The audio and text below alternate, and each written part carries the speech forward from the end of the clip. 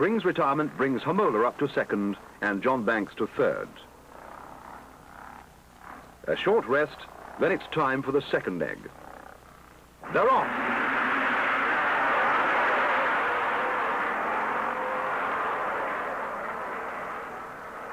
And this time, Aberg grabs the lead.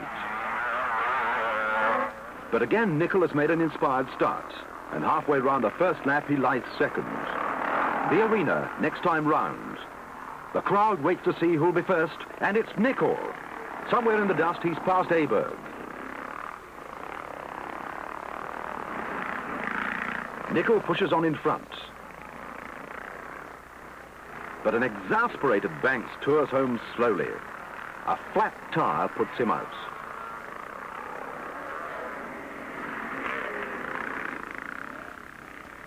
Things are really hotting up now.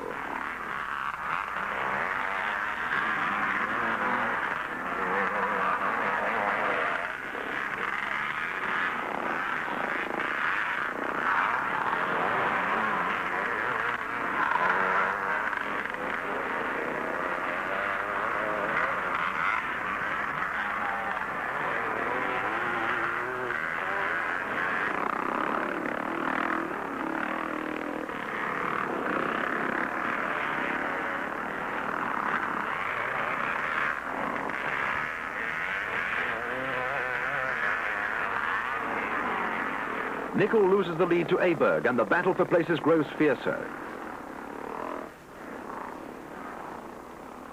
But Dave Nicol knows that if he finishes in the first three, he's sure of overall victory.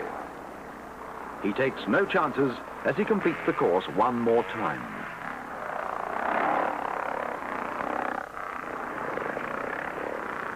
Through the fields,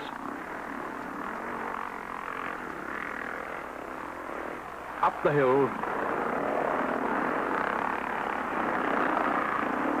into the woods.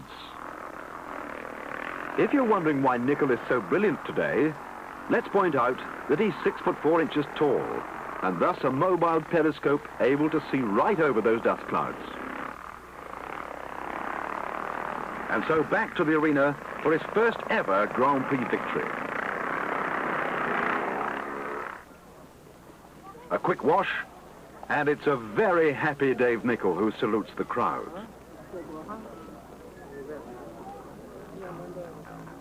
Next day, the trio are off again. The next round is at La Guipy in southern France, way down near the Pyrenees. Just a short jaunt of 700 miles. That's nothing. But just how far does a motocross rider travel during the season? Let's ask John Banks. During a season, World Championship-wise, about 40,000 miles. But I suppose in all, probably 60,000 miles if you put the smaller races that we go to as well on the continent. One each weekend after the other, and you might have a week in between to go back to England and repair the bikes. We share the driving if there's two of us go, but I do as little as possible. I find the travelling hard work, boring, and sometimes the food is not so good, and sometimes the sleep is even worse when we're in a hurry.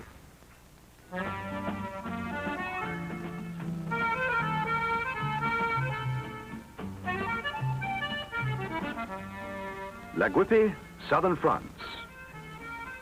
And the organisers of the French Grand Prix have made it La Grande Carnival. With birds, bands, bon ami, it's a real big Basque bonjour. Everyone comes to watch Le Motocross down here in the Basque country.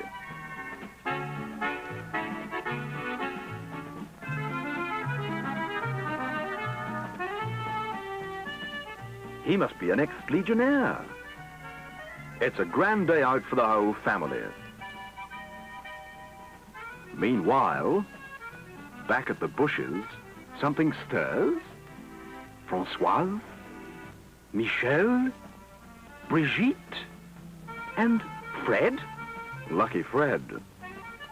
In the ceremonial parade, each country's squad is led by a mounted standard bearer. Britain's rider puts the horse in bottom gear and finds the acceleration a bit fierce. Now there are additional hazards on the track. Riders are introduced to the crowd. Our bashful heroes endure the local customs.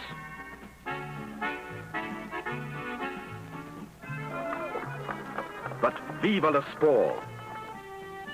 Vive le vin!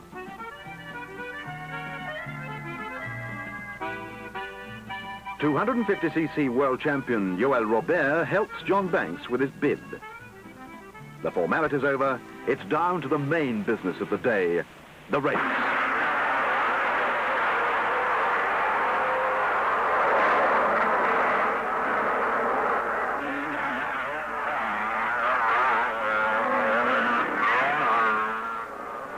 In the lead is West Germany's Adolf Wiel on his Maiko.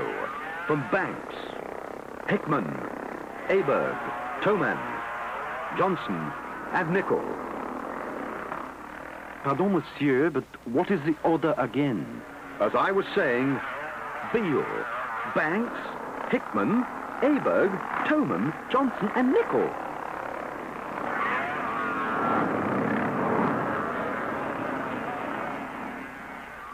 No change in the order at the top of this crisscross course. Banks drops the BSA, but with great skill keeps his hands on clutch and throttle. He remounts without losing second place, while teammate Hickman chops Aberg. Quite by accident, of course.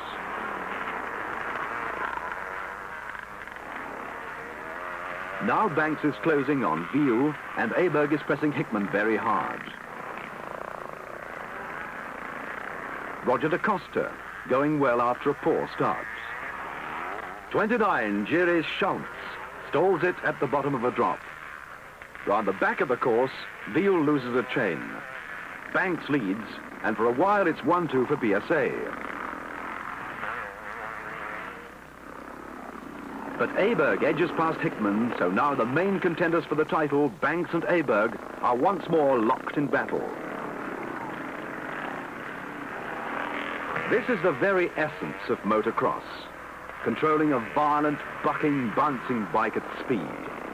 Perfect balance and control, man and machine together.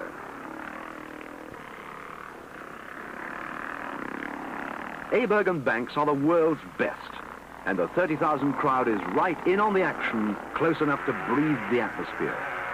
Lap after lap they're together, neither willing to give an inch of ground. Hickman slips back to 6th place, and Nicol, with the bike not on full power, is in midfield. Unlike Luxembourg, the French course is packed into a small area and swoops from side to side of a steep valley. Oops!